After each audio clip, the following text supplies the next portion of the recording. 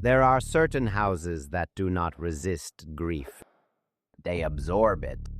They take the measure of it in quiet ways, in the extra settling of a chair cushion that no longer needs to recover its shape, in the single cup left drying by the sink, in the side of the bed that remains made for weeks because no hand reaches across to disturb it.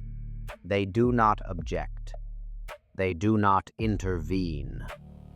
They simply hold what they are given. And sometimes, when enough has been placed inside them, they begin to make room. The man had lived in the house for 31 years. For most of that time, he had not lived there alone. After his wife died, the rooms did not become empty all at once. They remained arranged around her absence with a kind of practical precision. Her robe still hung behind the bathroom door. Her gardening gloves remained on the kitchen sill, faintly stiff with old soil. A book she had nearly finished sat face down on the arm of the living room chair, preserving a page she would not return to. The man did not disturb these things. He slept on his side of the bed. He used only one lamp. He boiled more water than he needed, then poured the excess down the sink without looking at the second mug. The house was old enough to have been built by men who expected floors to speak now and then. The bedroom was at the back, at ground level. In winter, the boards went cold enough to sting through socks. In summer, they let up a mineral smell after dark, as if the soil under the house exhaled only when no one was looking. He first heard the voice in November. It came just after midnight, once the pipes had finished their brief metallic complaints and the wind had withdrawn from the hedges outside. He was awake, though not for any dramatic reason. Sleep had become unreliable in recent years. It arrived late and lightly, and never with enough force to keep him. He was lying on his back, watching the seam in the curtains where a sliver of streetlight entered the room, when a voice spoke from somewhere beneath the bed. It said, with mild interest, "Have you noticed the floor answering differently after midnight?" He remained still. The room offered no reaction. The wardrobe stood closed. The lamp on the bedside table gave off its small yellow radius. The ceiling bore the same faint watermark near the corner, shaped like a country no map would admit to. He told himself he had misheard the house.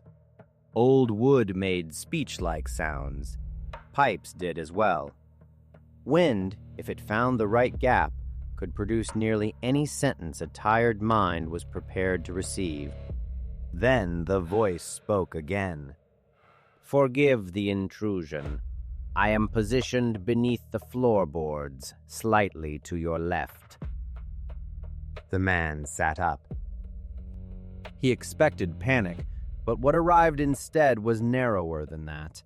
A sense of formal wrongness, as if some long-standing clerical error in the structure of the world had finally been brought to his attention.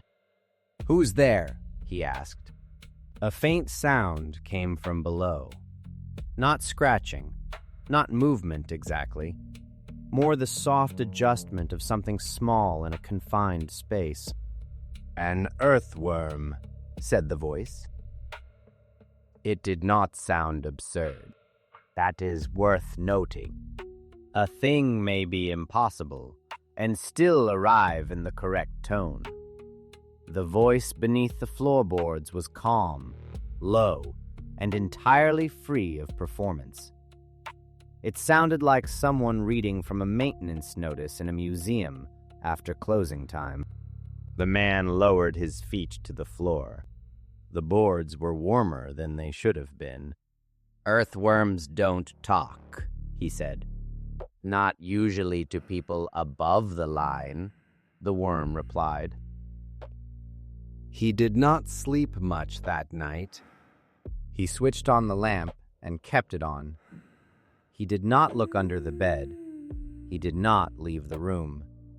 He sat upright against the headboard until morning, listening to the ordinary noises of the house and waiting for them to misbehave. But dawn entered in its usual dull manner, flattening everything it touched. The room looked tired, but ordinary. He made tea. He stood at the kitchen sink and watched the window over the yard turn from black to gray. By noon, he had nearly convinced himself that the voice had belonged to the edge of sleep. By midnight, he was listening for it. When it returned, it sounded neither pleased nor surprised to find him awake. "I hope," said the worm, "that I did not cause unnecessary distress." "No," the man said. "That is good." A small silence followed. Then the worm asked, "Do you find that the bed settles more deeply now than it once did?" The man looked at the iron frame, at the mattress with its shallow nightly impression on one side. "I couldn't say." "That is common," said the worm. "Changes of that scale are easiest to register in the feet." Their conversations continued. At first, only every few nights. Then, nearly every night. The worm never raised its voice. It never rushed him. It asked practical questions in the tone of someone gathering details for a file. Did he ever feel one part of the floor yield slightly later than the rest? Did the room seem to take longer to cool before dawn? Had he noticed any change in how objects settled overnight when left near the bed? The questions irritated him at first, then interested him. Then, in a way he found difficult to justify, comforted him. The worm listened well. This is often enough. The lonely do not always require kindness. Sometimes they require only an intelligence that waits for the end of a sentence without trying to improve it. So the man began, gradually, to tell it other things. He spoke of his wife, of how lightly she had walked through the house, as if apologizing to it for the burden of furniture, of the way winter made the pipes knock in the walls, of the strange embarrassment of grieving in private for so long that it began to feel like a domestic habit rather than an injury. At this, the worm corrected him gently. "Not habit," it said, "condition." The room began to answer in small ways. Not enough for daylight to accuse, only enough to be noticed by someone who crossed it half awake at 2 a.m. A glass of water left beside the bed would stand a little farther back on the nightstand by morning. Not much, barely the width of a thumb. His slippers, left parallel before sleep, would angle inward when he woke, as if turned slightly toward the bed during the night. One strip of floor beside the mattress no longer gave back his weight with the same firmness as the rest. When he stepped there in the dark, his heels seemed to wait a fraction longer before the boards returned him upright. Dust collected along the skirting boards and in the corners, but the center of the room remained oddly bare. Once, while changing the sheets, he crouched to straighten the bedspread and noticed that the left rear leg of the bed frame no longer pressed fully into the board beneath it. There was a gap there, thin but definite. He slid the edge of a coin into it, then removed it and stood back. By evening, the leg rested flat again. He said nothing. The worm explained none of this unless asked. When asked, it explained with maddening calm. "The room is making adjustments," it said. "For what?" "For continued use." The man sat on the bed in the dark, one sock on, one off. "What does that mean?" A faint softness moved beneath the floorboards. "It means," said the worm, "that houses prefer not to waste a long occupancy." Rain began in December and continued well into January. The moisture entered the house in disciplined ways. A line of dark appeared along one skirting board. The wallpaper near the window lifted at a corner and remained there, bowed outward by a pressure too slight to name. The bedroom took longer each morning to lose the smell of wet mineral earth. He slept poorly. Twice he woke with the distinct impression that someone beneath the room had turned over in bed. Not rats, not water, not the settling of the foundations. A human movement, muffled and private. The weight of a sleeper changing sides. The second time it happened, he lay rigid until dawn. The following night he asked the worm, as evenly as he could, whether there was someone under the floor.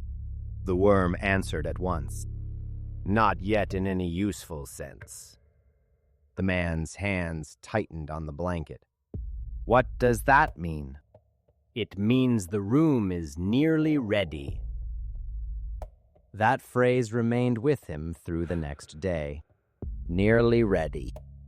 Ready for what? The worm would not initially say. When pressed, it became only slightly more specific. "The house is making room," it told him. "For what?" "For what remains when a person has been held somewhere for a sufficient length of time." The man did not like that answer. He rose from the bed, crossed to the window, and looked out at the black square of the garden. Rain hung in the air like a fine net. "There is nothing under this room," he said. "Only dirt." "Yes," said the worm politely. "At first." For 3 nights, he slept in the front room. The mattress there was narrow and disapproving. The window faced the street, where passing headlights moved across the ceiling like silent inspections. Tree branches tapped at the glass in patterns too regular to feel accidental. He slept badly and dreamed of hallways inside walls. On the 4th evening, he carried his pillow back to the bedroom without announcing his decision, as if embarrassed to have left. The relief was immediate. The room smelled of linen, old wood, and the cold, damp scent that rose through the floor after midnight. It smelled familiar enough to excuse itself. He sat on the edge of the bed and waited in the dark. When the worm spoke, its voice seemed lower than before, not quieter, deeper, as if the distance beneath the room had increased. "I had assumed you would return," it said. The man swallowed. "I thought perhaps you'd gone." "No," said the worm, "only lower." That was the first moment he felt fear in its proper form. Not because the sentence was dramatic, because it was precise. Something in the room had shifted enough that the voice no longer seemed directly under the boards, but below them. After that, the changes became impossible to dismiss. The bed stood at an angle his eye could detect, though no object placed upon it rolled. The wardrobe doors opened by an inch each night, no matter how firmly he shut them before sleep. And from somewhere below the boards came, at irregular intervals, the slow and unmistakable breathing of a sleeping man. At last, on a night in late January, he fetched a hammer and a flat screwdriver from the kitchen drawer. He did not do this dramatically. He did it with the exhausted patience of a man who has postponed opening a letter for too long and now finds that not opening it requires more effort than reading it. He moved the rug aside from the warm strip beside the bed and knelt. The seam between two boards had darkened there. When he pressed his thumb to it, the wood felt faintly damp. He worked the screwdriver into the crack and levered upward. The nail gave with a soft complaint. One board lifted a few inches and held. A breath of colder air rose through the opening. He lowered himself until one eye was level with the gap. At first, he saw almost nothing. Not soil. Not the close, blunt blackness he had expected. There was depth there. More depth than there should have been. He waited for his sight to adjust, but the gap was too narrow to provide a clean picture of anything below. It offered only fragments, a pale angle that might have been cloth, a straight vertical line that did not resemble root, stone, or foundation timber, something faintly patterned where no pattern should have been. He leaned closer. The pale shape resolved, for an instant, into the turned edge of what looked like a bedsheet. He pulled back at once, then bent again, slower this time, feeling the cold from below on his face. Still, the opening refused to make sense.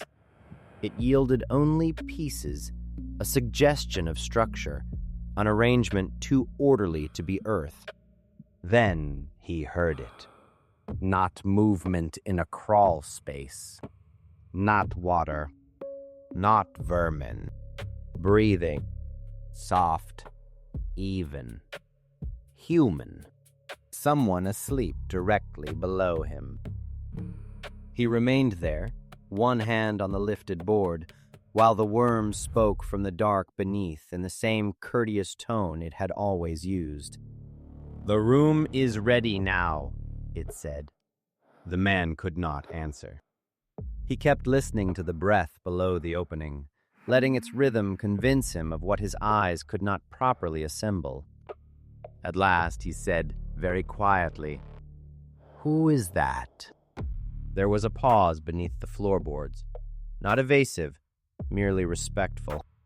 "The occupant," said the worm. His mouth had gone dry. "Of what?" "The lower room." The man closed his eyes. He could feel the draft from the gap moving lightly over his cheek. It carried the smell of linen, damp wood, and something else he recognized only after a moment with deep reluctance. The smell of his own bedroom after sleep. Not similar. The same. He opened his eyes again, but the gap still refused to become a window. It allowed only hints, a line, a fold, a depth. The steady breathing of the unseen occupant below. "What happens," he asked, "if I leave this house?" The worm answered with its usual mild accuracy. "You may leave the structure." The man's hand tightened on the board, "but not the accommodation."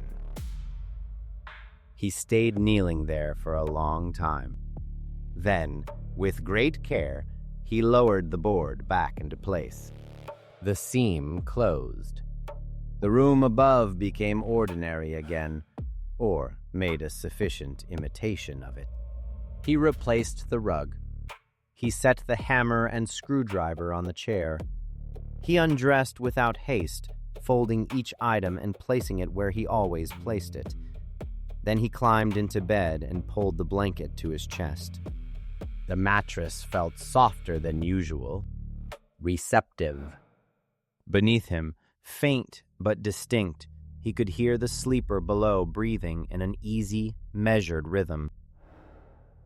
After a while, the worm spoke one last time. "Good night." In the morning, the room was empty. The bedding was undisturbed, except for the deep, exact impression of a body that had rested there and gone. The wardrobe stood open by a courteous inch.